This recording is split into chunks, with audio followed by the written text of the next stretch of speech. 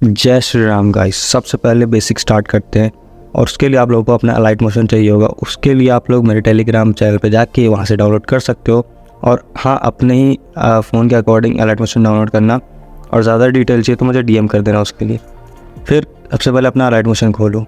यहाँ आप लोगों को इंटरफेस दिख रहा होगा, होम, फिर यहाँ प्रोजेक्ट पे क्लिक करना है। फिर बाद में जो प्लस आइकन है उस पर क्लिक करना है। फिर यहाँ पे देख सकते हो, यहाँ बहुत सारे रेशियो हैं और रेजोल्यूशन, फ्रेम रेट और बाकी सारे मतलब बैकग्राउंड, ठीक है, क्वालिटी।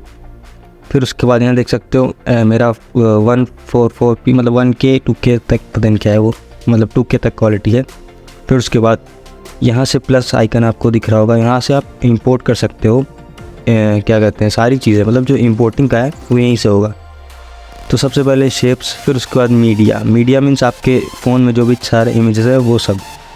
फिर आता है ऑडियो यहाँ पे बस रिसेंट वाली में नहीं जो आपने यूज़ किया, वरना आप यहाँ जाके व्यू ऑल पे करके मतलब यहाँ पे अपने सॉन्ग्स को इंपोर्ट कर सकते हो, ठीक है। फिर उसके बाद यहाँ से बैक करते हैं और आते हैं अपने ऑब्जेक्ट पे आपको तो 3 देखने को मिल जाएगा। नल मीन्स, ठीक है, इस बार सही बोल रहा हूँ, नल, कैमरा और एम्प्टी ग्रुप मतलब एक ग्रुप क्रिएट कर देगा, उसको छोड़ो।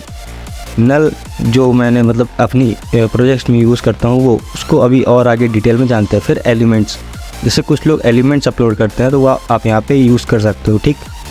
तो वो एलिमेंट्स क्या है वो बाद में पता चल जाएगा। दूसरी चीज़ आती है ये जो साइड में ड्राइंग्स वाले हैं, ठीक है, तो इनसे हमारा कोई मतलब नहीं, फ्री हैंड ड्राइंग कोई मतलब नहीं है।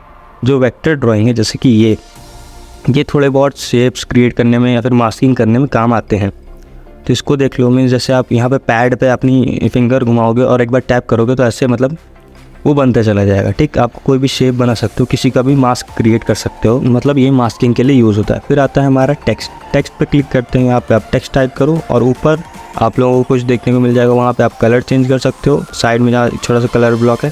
फिर उसके साइड में पिक्सल मतलब उसका साइज़ और साइज़ इंक्रीज़ कर सकते हो इफेक्ट्स में जाके उसके।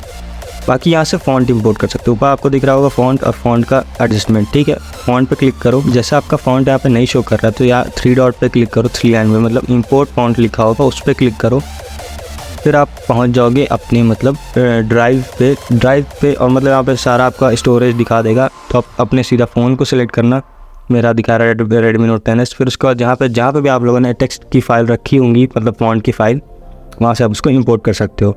फिर उसके बाद ये हो गया हमारा टेक्स्ट का क्लियर, ठीक। अब हम चलते हैं इमेजेस पे। यहाँ पे मीडिया पे क्लिक करके अपनी इमेज इंपोर्ट कर लो।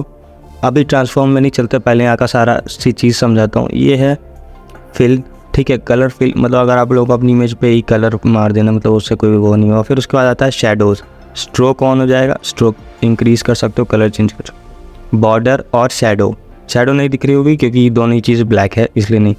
बाकी आता है इफेक्ट, यहाँ से आप इफेक्ट इंपोर्ट कर सकते हो। और दूसरा होता है शेप, इसका शेप चेंज कर सकते हो। फिर ब्लेंडिंग मोड आता है यहाँ पे, मतलब जो भी लेयर नहीं होता, लेयर पे blending mode, linear, dodge, overlay, ये सब क्रिएट कर सकते हो, ठीक। फिर उसके बाद उसी पे होता है ऊपर ओपेसिटी, उसकी ओपेसिटी कम या ज़्यादा कर सकते हो। फिर आता है हमारा सबसे मेन चीज़ इफ़ेक्ट्स पे जाते हैं। यहाँ पे आप लोग को बहुत सारे इफेक्ट दिखेंगे, आपको नहीं पता है कि उसका क्या करना है, वो आगे पता चलेगा क्योंकि मैं बेसिक बता रहा हूँ कि क्या क्या कहाँ पे है। फिर उसके बाद इस पर क्लिक करते हैं और ट्रांसफॉर्म बताता हूँ, ठीक, जिससे कुछ एनिमेशंस क्रिएट होते हैं और ट्रांजिशंस भी क्रिएट होते हैं। ये हो गया हमारा एक्स एक्सेस, वाई एक्सेस और जेड एक्सेस। एक्स एक्सेस और वाई एक्सेस एक साथ कनेक्टेड होते हैं, उस पर क्लिक करो, दोनों ग्रीन हो जाएंगे, फिर ऊपर नीचे होगा। फिर आता है हमारा जेड एक्सेस, ये अलग होता है, ये होता है आगे पीछे करने के लिए। मीन्स जैसे एक इमेज है उसके पीछे एक इमेज करना, फिर उसके आगे एक इमेज करना। फिर आता है हमारा रोटेट से हम अपनी इमेज को रोटेट कर सकते हैं, ठीक है। फिर उससे पहले समझते हैं, ये आप मैंने साइड में जो दिख रहा है की फ्रेम्स और ग्राफ्स, ठीक है। की फ्रेम पे पहले एक मैं दिखा देता हूँ क्या काम करता है। एक की फ्रेम पे क्लिक करो, फिर आगे जाके उसकी इंक्रीज़ कर दो, ठीक है। जेड एक्सिस मैंने इंक्रीज़ कर दी, ये देखो क्या हो रहा है, मीन्स ये एक एनिमेशन हो रही है और ये अभी बहुत स्मूथ एनिमेशन नहीं है। तो हम पहले ग्राफ में जाएंगे, इस पर क्लिक करके आप अपना ग्राफ चुन सकते हो और हर एक ग्राफ अलग अलग चीज़ें करता है। मीन्स स्मूथ से फास्ट, मतलब स्लो से फास्ट, फास्ट से स्लो, और एक स्मूथ होता है। जैसे ऊपर फास्ट से स्लो दिख जाएगा और सबसे नीचे होगा स्मूथ, ये वाला एस वाला स्मूथ होता है। अब मैंने आप लोगों को ग्राफ भी समझा दिया। अब आते हैं जैसे मतलब सिर्फ ये ट्रांसफॉर्म पे नहीं काम करता है, जैसे कि ये आप लोगों को हर जगह देखने को मिल जाएगा। ये आपको रोटेट पे भी देखने को मिल जाएगा, जैसे कि यहाँ साइड में। आप वही सेम चीज़ कर सकते हो यहाँ पे भी, मतलब एक एनिमेशन दे सकते हो, फिर उसके बाद उसमें ग्राफ ऐड कर सकते हो जिससे कि वो बहुत स्मूथ हो जाए, ठीक। और ऐसे ही स्मूथ हो सकता है। और फिर उसके बाद आप लोगों को आना है मतलब साइज़ में, ठीक। साइज़ में आके साइज़ में भी सेम वही कर सकते हो, सेम अपने उस पर क्लिक करो की फ्रेम पे, और की फ्रेम पे क्लिक करने के बाद दूसरे की फ्रेम बनाओ, फिर उसके बाद उसके बीच में एक ग्राफ दे दो। बीच में ही ग्राफ देना रहता है, पहले ग्राफ पे क्लिक कर दोगे तो वो एरर दिखा देगा। फिर उसका आता है ये टेढ़ा करने वाला है, मतलब मैं अभी ऐसे एक्सप्लेन कर सकता हूँ कि ये टेढ़ा करने वाला है, इसका कोई यूज़ नहीं है मेरे नज़र में कोई यूज़ नहीं है, इतना समझ में आया। फिर उसके बाद इसको डिलीट करते हैं। अब आते हैं दूसरी चीज़ पे, एक और नई इमेज इंपोर्ट करके, ठीक है। अब हम चलते हैं इफ़ेक्ट्स में, ठीक है। पहले यहाँ से बैक कर लेता हूँ, फिर उस पर क्लिक करो, अपनी इमेज पर ही क्लिक करना, फिर उसके बाद इफेक्ट एंड ऐड इफेक्ट करके यहाँ पे आप लोगों को बहुत सारे इफेक्ट देखने को मिल जाएंगे जो आपने रिसेंटली यूज़ किए हैं या फिर नहीं यूज़ किए हैं तो नहीं दिखेंगे। यहाँ पे बहुत सारे पैनल दिख जाएंगे, कलर एंड लाइट। यहाँ पे आप लोगों को कलर एंड लाइट से रिलेटेड सारे इफेक्ट देखने को मिल जाएंगे, और यहाँ पर मतलब जितने इफेक्ट है उसका अलग अलग काम होता है, ठीक है। तो अभी उस डिटेल में नहीं समझा सकता क्योंकि हर एक इफेक्ट समझाने बैठूँगा बहुत टाइम लगेगा। तो देख लो पहले ब्लर क्या होता है, मीन्स ब्लर के भी अलग सेक्शंस होते हैं। फिर जैसे एक ब्लर मैंने ऐड करा, ठीक, गॉसियन ब्लर, इसकी स्ट्रेंथ बढ़ा सकते हो। इसी तरह से इसमें तो बहुत छोटी चीज़ दिया, सिर्फ स्ट्रेंथ का ऑप्शन दिया है, और सब में बहुत ज़्यादा ऑप्शन देते रहते हैं। जैसे कि अभी कोई भी इफेक्ट अप्लाई करो, फिर उसके बाद उसमें बहुत सारे ऑप्शंस रहते हैं, ठीक है। अब अपने टाइमलाइन को भी थोड़ा देख लेते हैं, ठीक है। तो यहाँ पे देख सकते हो, यहाँ पे मैं बीट मार्क कर सकता हूँ सिर्फ अपने ही सेकंड्स पे क्लिक करके, ठीक है, ऐसे। और फिर उसके बाद एरो से आगे पीछे कर सकते हो। फिर उसके बाद अपनी ही लेयर को क्लिक करो, फिर यहाँ पे आप जो ऑप्शन देख सकते हो, क्लियर सिलेक्शन, डुप्लीकेट लेयर, और जैसे कॉपी लेयर और पेस्ट लेयर। जैसे हम लोग मैंने कोई इफेक्ट बनाया एक लेयर, मुझे वही सेम इफेक्ट वो सेम लेयर ही कहीं और चाहिए, ऐसे मैं कॉपी पेस्ट कर सकता हूँ इसको, ठीक है। फिर उसको डिलीट भी कर सकता हूँ, ऐसा होता है मतलब। फिर उसके आगे चलते हैं, जैसे कि अब हो गया हमारा ये चीज़ क्लियर हो गया, ठीक है। इतना क्लियर होने के बाद और जैसे यहाँ पे देख सकते हो सबसे साइड में ये होता है मतलब ग्रिड लाइन। जैसे कि आप किसी प्रोजेक्ट पे काम कर रहे हो जिसका फुल मतलब एकदम परफेक्ट बनाना है, ठीक है, तो ग्रिड लाइन यूज़ करो, ये होता है ग्रिड लाइन, ठीक है। अब ग्रिड लाइन के ऊपर क्या है ये मुझे नहीं पता, मैंने आज तक कभी टेस्ट नहीं किया, लेकिन मैं आप लोगों को दूसरी चीज़ बता सकता हूँ, जैसे कि कैमरा, ठीक है। कैमरा लेयर जानते हो, तो वो हमें इंपोर्ट कैसे करनी है मैंने दिखाया था, ऑब्जेक्ट में रहता है वो कैमरा, ठीक है।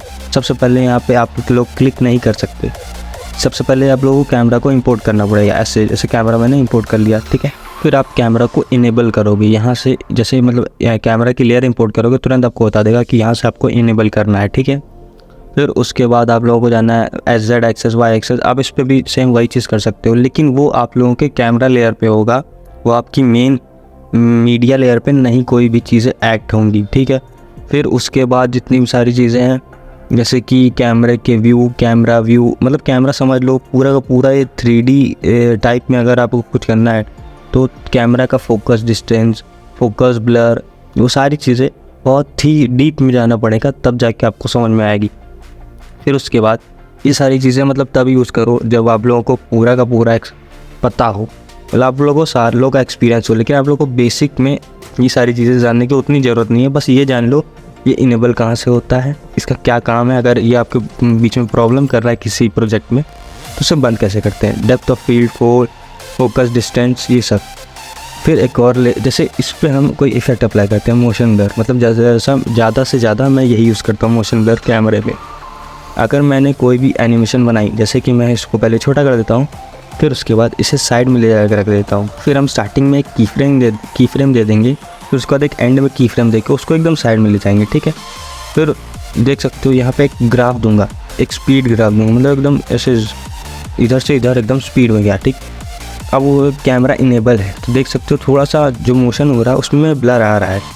अगर यहाँ पे कैमरा की लेयर ही ना होती या फिर कैमरा इनेबल ना होता तो ऐसा नहीं होता, जिससे कि आपका प्रोजेक्ट और स्मूथ नहीं होता, थोड़ा सा मतलब रफ लगता। जैसे कैमरा की लेयर इनेबल हुई तो वो स्मूथ लग रहा है देखने में। तो यहाँ पे आप जो भी इफेक्ट यूज़ करोगे, मतलब कुछ इफेक्ट्स कैमरा लेयर पे नहीं यूज़ होते, मतलब वो जैसे उस पर कलर ग्रेडिंग नहीं कर सकते, जैसे सोच रहे हो कि उस पर कलर ग्रेडिंग कर लेंगे तो वो नहीं होगा। अब जैसे कैमरा लेयर मैंने डिलीट कर दी तो देखो वो इफेक्ट नहीं आएगा, क्योंकि वो कैमरा लेयर डिलीट कर दिया। अब सोच रहे हो वहाँ पे कैमरा ऑन है तो वो एक ग्लिच है, जैसे मैंने दूसरी इमेज भी इंपोर्ट की, ठीक है, अब उसको देख सकते हो कैसे उसके पीछे वो सब एनिमेशन हो रहा है। तो ये कमाल होता है जेड एक्सेस का, ठीक है। जेड एक्सेस से पहले मैं इस इमेज को उसे पीछे कर देता हूँ, फिर स्टार्टिंग में की फ्रेम देता हूँ और उसे फिर आगे लाता हूँ जेड एक्सेस से। तो आप समझ जाओगे कि जेड एक्सेस का काम क्या है। फिर यहाँ पे भी हम लोग एकदम स्मूथ ग्राफ दे देंगे। स्मूथ ग्राफ देने के बाद आप स्टार्टिंग में प्ले करके देख सकते हो कि कुछ कैसा मतलब ऐसा इफेक्ट आ रहा है। ऐसे ही बनता है हमारा स्मूथ एनिमेशन। फिर उसके बाद ऐसा एनिमेट कर सकते हो आप भी एकदम स्मूथ। जैसे आप पूछते हो कि स्मूथ कैसे एनिमेट करें, और इसी पे अगर मैं कैमरा लेयर को डाल के उस पर मोशन ब्लर दे दूँ तो ये और स्मूथ हो जाएगा, क्योंकि कैमरा लेयर रहेगी। और जैसे कि मैंने अब सेम चीज़ की रोटेट के साथ, ठीक, तो देख सकते हो सेम रोटेट भी एकदम स्मूथ सा ही आएगा, क्योंकि मैंने ग्राफ दिया, मतलब की फ्रेम दिया और की फ्रेम पे ग्राफ दिया। अब जितना ज़्यादा उस पर मेहनत करोगे, इफ़ेक्ट दोगे, उस हिसाब से आपका क्लिप, आपका वीडियो वैसा बनेगा। तो ज़्यादा से ज़्यादा आप उस पर ध्यान दिया करो कि कैसा आप लोगों को सबसे ज़्यादा फोकस करना है कि वो बेकार ना लगे, वो स्मूथ हो ज़्यादा से ज़्यादा। और यहाँ से आप अपना प्रोजेक्ट का वो चेंज कर सकते हो, मतलब नाम हम चेंज कर सकते हो। और अगर आपने जैसे किसी 16:1 के रेशियो में, आप किसी रेशियो पर काम कर रहे हो, उस पर स्विच मारोगे तो आप लोगों का प्रोजेक्ट बेकार हो जाएगा। तो पहले यहाँ पे आप एक्सपोर्टिंग का डिटेल देख लो, यहाँ सारी चीज़ें होती है, मतलब project package, current frame as PNG, image sequence, GIF, GIF, ठीक है। गीफ में भी एक्सपोर्ट कर सकते हो, अपने शॉर्ट वीडियो को गीफ बना सकते हो। जैसे कि देखो मैंने 2 बार क्लिक किया, ये एक्सपोर्टिंग पे इतनी जल्दी एक्सपोर्ट हो गया क्योंकि बहुत कम लेयर है और बहुत कम काम हुआ है। फिर हम इसे वीडियो में एक्सपोर्ट कर लेंगे और एक्सपोर्ट करते ही बहुत जल्दी एक्सपोर्ट हो जाएगा। अगर इस पर बहुत ज़्यादा काम हुआ होता है, बहुत ज़्यादा टाइम लेता, बहुत ज़्यादा टाइम लेता, मतलब तुम लोग वो प्रॉब्लम वाला देख सकते हो वीडियो, अलाइट मोशन प्रॉब्लम्स, वो बहुत ज़्यादा टाइम लेता। लेकिन यहाँ पे ये सिंपल एक्सपोर्ट हो गया, और एक्सपोर्ट होने के बाद सिंपल आप उसको सेव कर सकते हो यहाँ से, और यहाँ उसका प्रीव्यू देख सकते हो। ऊपर प्रीव्यू एकदम स्मूथ दिखाएगा और एकदम हाई क्वालिटी में दिखाएगा। फिर यहाँ से आप अपनी गैलरी में सेव कर सकते हो। सेव नहीं करोगे, सोचोगे सेव हो गया तो आपका काम बिगड़ जाएगा, वो सेव नहीं। वीडियो पे अच्छा रिस्पॉन्स आया तो नेक्स्ट पार्ट आएगा, वरना नहीं आएगा भाई, तुम लोग रिस्पॉन्स ही नहीं देते।